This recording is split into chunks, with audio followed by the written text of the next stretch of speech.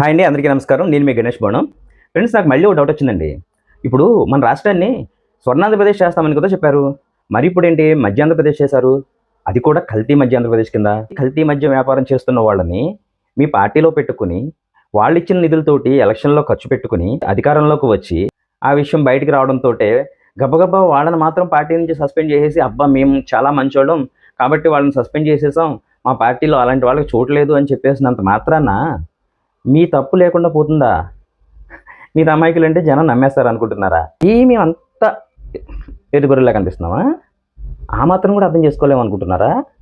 అంటే ఎలక్షన్ ముందు మీరు చెప్పిన హామీలన్నీ నమ్మేశాం కదా, మీరు ఏం చెప్పినా మేము తలాడిస్తాము, ఆహా ఊహా అంటాము అని అనేసుకుంటున్నారా? అంత లేదండి, ఆ రోజులు పోయాయి. ఇంకా మిమ్మల్ని నమ్మే పరిస్థితి లేదండి. ఈ విషయాన్ని గుర్తిస్తే మీకే మంచిది. మీరేమంటారు ఫ్రెండ్స్?